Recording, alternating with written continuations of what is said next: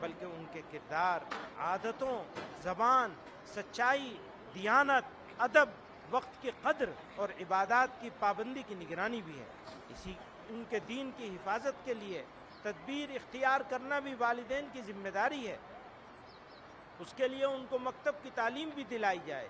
یاد رکھیے کہ جو بچے اپنی تعلیم کے ساتھ اخلاق سیکھتے ہیں وہ آگے چل کر والدین کا سہارا، خاندان کی عزت اور قوم کی طاقت بنتے ہیں۔ خاندان کی مضبوط تشکیل اور بچوں کی ذہنی، اخلاقی اور جذباتی نشو و نما کے لیے، یہ جذباتی لفظ کا ذرا دھیان رکھیے گا، اگر آپ نے بچے کو سب کچھ دے دیا لیکن جذباتی طور پر اپنا بیٹے بیٹی کا دھیان نہیں رکھا اور جذباتی طور پر ان کو اپنے سے دور کر دیا، اس کا جو نقصان ہوتا ہے اتنا نقصان کسی چیز کا نہیں۔ جذباتی نشو و نما کے لیے خوشگوار اور پرسکون گھریلو ماحول بنیادی سکون کی حیثیت رکھتا ہے۔ ایسا ماحول تب پیدا ہوتا ہے جب گھر کے افراد محبت، احترام اور تحمل کے ساتھ رہیں۔ ایک بھائی اپنے بھائی کے ساتھ اچھا معاملہ کرتا ہے، اگر وہ اچھا معاملہ اپنے بھائی کے ساتھ کرنے کا روادار نہیں ہے، بھائی یا بہن کے ساتھ، تو وہ کیسے امید کرے گا کہ اس کی اولاد آپس میں ایک دوسرے کے ساتھ محبت اور احترام سے رہیں گے؟ جب گھر کے افراد محبت، احترام اور تحمل کے ساتھ رہیں، ایک دوسرے کی بات توجہ سے سنیں اور غیر ضروری تنقید اور جھگڑے سے اجتناب کریں، گھر میں شفقت اور نظم و ضبط ہو، تو بچوں میں اعتماد، مثبت سوچ، امانت اور تعاون جیسی خوبیاں قدرتی طور پر پروان چڑھتی ہیں۔ تربیت کا سب سے مؤثر آغاز گھر سے ہوتا ہے۔ والدین کا کردار یہاں سب سے اہم ہے، کیونکہ بچے انہی کو اپنا پہلا نمونہ بناتے ہیں۔ اس لیے شادی سے قبل ازدواجی تربیت اور شادی کے بعد والدین کی تربیت نہایت ضروری ہے، تاکہ وہ خاندان کو محبت، حکمت اور سمجھداری کے ساتھ سنبھال سکیں۔ جب گھر تعلیم و تربیت کا سرچشمہ بن جائے تو ایسے ماحول میں پروان چڑھنے والا بچہ خود بھی ایک متوازن، باکردار اور صالح انسان بنتا ہے، جو مستقبل میں ایک بہتر معاشرے کی بنیاد رکھتا ہے۔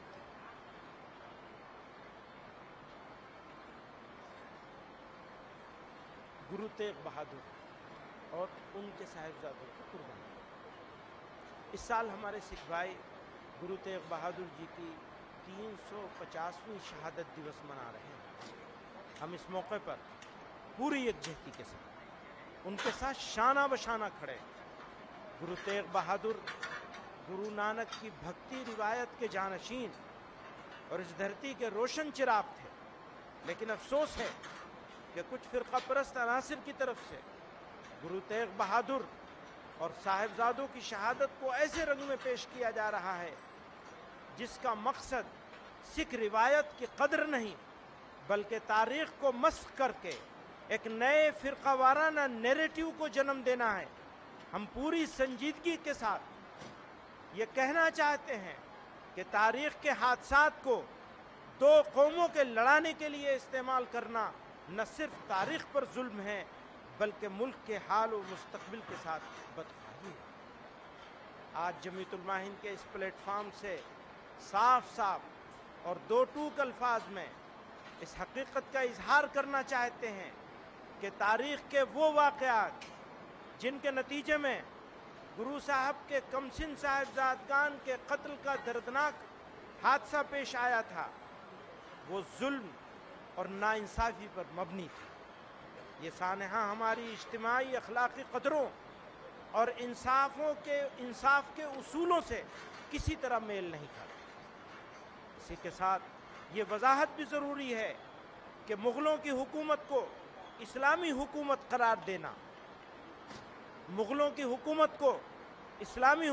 قرار دینا تاریخی حقائق کے منافی ہے۔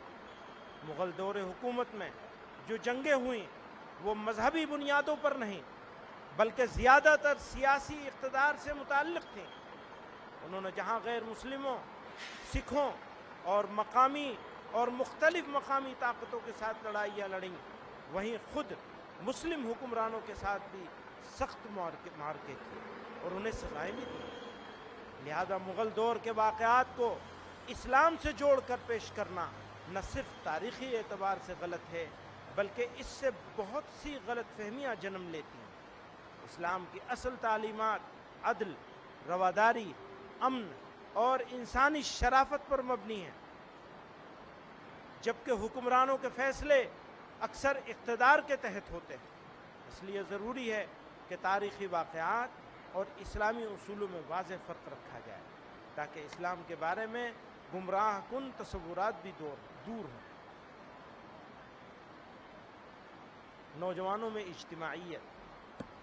نوجوان کسی بھی قوم کی ریڑھ کی ہڈی ہوتے ہیں، اس لیے ان کی سوچ اور طرز عمل قوم کے مستقبل کی سمت متعین کرتے ہیں۔ اگر واقعی ہمیں اپنے مستقبل کی مضبوط تعمیر کرنی ہے تو نوجوانوں کو انفرادیت کے دائرے سے نکل کر دھیان کریے گا۔ ہماری جماعت میں بھی انفرادیت بہت جگہ گھس گئی ہے اور اجتماعیت بہت جگہ پہ پیدا ہی نہیں ہوئی ہے، اور قوم کا حال بھی ایسا ہی ہے، کام کرنے والوں کا حال بھی ایسا ہی ہے۔ ہم سب میں اس کو دوبارہ پڑھتا ہوں، نوجوان کسی بھی قوم کی ریڑھ کی ہڈی ہوتے ہیں، اس لیے ان کی سوچ اور طرز عمل قوم کے مستقبل کی سمت متعین کرتے ہیں۔ اگر واقعی ہمیں اپنے مستقبل کی مضبوط تعمیر کرنی ہے تو نوجوانوں کو انفرادیت سے نکل کر اجتماعیت اور ٹیم ورک کے میدان میں لانا ہوگا۔ بکھرے ہوئے نوجوان کمزور قوم کی علامت ہوتے ہیں، پھر ان کو جذباتی بھی آسانی سے بنایا جا سکتا ہے، لیکن جب وہ متحد ہو جاتے ہیں اور زندگی میں نظم و ضبط اپنا لیتے ہیں تو ان کی اجتماعی طاقت ناقابل تسخیر بن جاتی ہے۔ ایسے نوجوان جو اجتماعیت میں رنگ جائیں وہ صرف اپنا ہی نہیں بلکہ پوری قوم کا مستقبل روشن کرتے ہیں۔ یہی وہ راستہ ہے جس سے قومیں ترقی کرتی ہیں، عزت پاتی ہیں اور تاریخ میں اپنی جگہ بناتی ہیں۔ اس لیے جمعیت علماء ہند نے جمعیت یوتھ کلب کی بنیاد رکھی۔ ہم جماعتی ایک اور بات ہے، یوتھ کلب ہے اسٹارٹنگ، بنانا ہے خدام ملت۔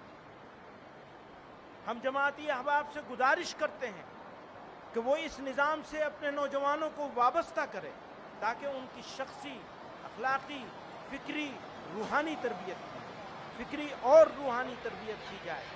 اس کے علاوہ بھی آپ کی جماعت نے تو نوجوانوں بالخصوص علماء کی تربیت کے لیے دار التربیت کا نظام قائم کر رکھا ہے جس کے مفید اثرات مرتب ہو رہے ہیں۔ ہم اپنے اندر وہی حریت پرستانہ جذبات، ہم اپنے اندر وہی حریت پرستانہ جذبات، یاد رکھیے گا، غلامی کے صرف گورے انگریزوں کی نہیں، ایسا نہ ہو گورے انگریزوں سے تو بزرگوں نے آزادی دلوا دی اور ہم ان کی کالی ناجائز اولاد کے غلام ہو جائیں۔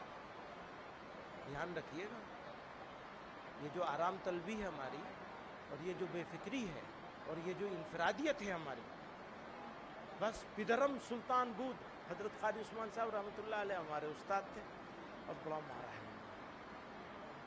اوہو، ہم اپنے بچوں سے کہتے ہیں بھیا تم نے تو دیکھا بھی نہیں، اگر تم دیکھ لو گے تو تمہارا کلیجہ پھٹ جائے گا۔ وہ اس زمانے ویڈیو بنتی نہیں تھی، وہ زمانہ ویڈیو بنانا ہوتا تو پتہ چلتا کہ کیسی پٹائی ہوتی تھی۔ تو بات یہ چل رہی ہے، کیا بات چل رہی تھی میں بھول گیا، پٹائی کے اوپر چلائی ہے۔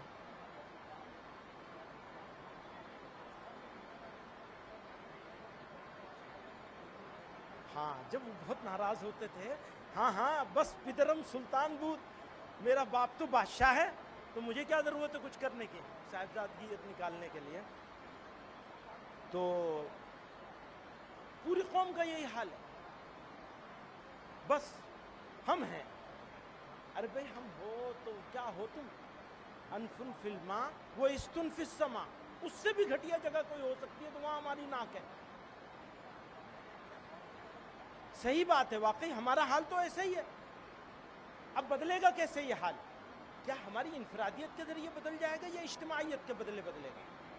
میں نے پچھلی مرتبہ یہ عرض کیا تھا کہ اس اجتماعیت کی روح کو بڑھانے کے لیے، نوجوانوں کو آگے لانے کے لیے، کام کے لوگوں کو متحرک اور فعال بنانے کے لیے، اس کا بالکل دوسرا مطلب سمجھ لیا گیا۔ میری کوئی تجویز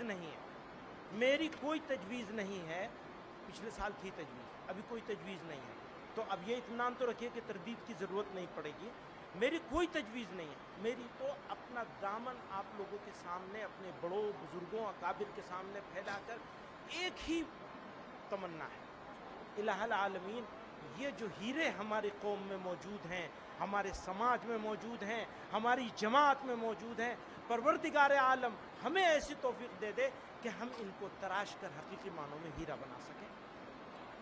آپ کی نظر ہوگی، یہ اکابر یہاں موجود ہیں، ان کی نظر ہوگی نوجوانوں پر، ان کی سرپرستی میں انہیں کام کرنے کا موقع ملے گا تو انقلاب آئے گا، ورنہ وہی گھسا پیٹا ایک چلتا رہے۔ ہاں تو یہ تو زندگی بھر کے لیے صدر محترم ہو گئے، محمود صاحب صدر ہو گئے، اب یہ صدر رہیں گے۔ اب اطمینان رکھو، نئے افراد کو تیار کرنے کی کوئی ضرورت نہیں ہے، بالکل کوئی ضرورت نہیں، ہو گئے بس ٹھیک ہے۔ اب جب یہ مریں گے تب دیکھا جائے گا، اس کے بعد جھگڑا ہوگا، فلاں ہوگا، اور اس کے بعد پھر کسی کو لایا جائے گا۔ پتہ نہیں اس وقت آپ اکابر موجود ہوں گے نہیں ہوں گے، ابھی تو آپ موجود ہیں، آپ لائیں گے کسی کو اور وہ ٹھیک کام نہیں کرے گا تو اسے لات مار کے نکال دیں گے کان پکڑ کے، دوسرے کو لائیں گے۔ اس طرح افراد تیار ہوں گے ہر سطح، ضلع، صوبہ اور مقام۔ وہ جو انفرادیت ہے ہماری مولانا، اس انفرادیت کو اجتماعیت میں تبدیل کرنا ہے۔ اس انفرادیت کو اجتماعیت میں تبدیل کرنے کے لیے ہمیں کثیر جہتی کوششیں کرنی ہوں گی۔ ان کوششوں کا یہ چھوٹے سا حصہ تھا جو میں نے تجویز پیش کی تھی، اگلی منتظمہ کے لیے تیار رہیے، میں اس کو پھر لاؤں گا، اس کے اوپر بحث ہوگی۔ ہم اکابر کی خدمت میں اپنی ٹوپی ان کے، اپنی پگڑی ان کے جوتوں میں رکھیں گے اور کہیں گے حضرت غور کر لیجیے ہماری بات پہ۔ ایک اور بات ہے، بار بار کہتا ہوں، پھر کہہ رہا ہوں، آپ حضرات کی موجودگی میں آپ حضرات کو بھی سنا دیں۔ بھیا ہم تو جمیعت علماء میں اس لیے نہیں آئے ہیں کہ چھوڑ کے بھاگ جائیں گے، پیٹھ پہ گولی نہیں کھائیں گے، گولی سینے پہ کھائیں گے، یاد رکھنا۔ نعرہ تکبیر! انشاءاللہ اپنی ساری کمزوریوں خرابیوں کا اقرار کرتے ہوئے یہ کہنا چاہتے ہیں، آپ لوگوں سے یہ سیکھا ہے کہ گولی کھائیں گے تو سینے پہ کھائیں گے، پیٹھ پہ نہیں کھائیں گے انشاءاللہ، اور ہمارا جنازہ نکلے گا تو جمیعت علماء کا جھنڈا ہوگا اس پہ انشاءاللہ۔ نعرہ تکبیر! اب جمعیت علماء ہند حضرت مولانا محمود اسعد مدنی۔ ارے بھائی کیا کر رہے ہو، بات تو کر لینے دو، بہت لمبی بات ہو گئی میری، تو بھاگنے کی تیاری کچھ نہیں ہے، جانا کہیں نہیں، نہ جائیں گے نہ آپ لوگوں میں سے کسی کو جانے دیں گے۔ کوئی یہ سوچتا ہو کہ کوئی چلا جائے گا عہدہ نہ ہونے کی وجہ سے، یہ کیسے ہوگا؟ جن کے پاس عہدہ ہے وہ اپنے تربیت یافتہ لوگوں کو اپنی حیات مبارک میں اپنے ہاتھ سے اس جگہ پہ بٹھائیں گے اور اس کی سرپرستی کریں گے، ہاتھ پکڑ کے آگے چلائیں گے۔ یہ تجویز ہے، یہ ہٹانے کی تجویز نہیں ہے۔ میں جو بات میں کہتا ہوں، یہ کہہ رہا ہوں، یہ میری بات نہیں ہے، یہاں موجود سب ذمہ داروں کی بات ہے، چاہے وہ صرف بحیثیت ممبر کے ذمہ دار ہوں۔ عمارت کی وہ اینٹ جو نظر آ رہی ہے وہ بہت قیمتی ہوتی ہے، لیکن جو نظر نہیں آ رہی ہے بنیاد ہے وہ اس سے زیادہ قیمتی ہے۔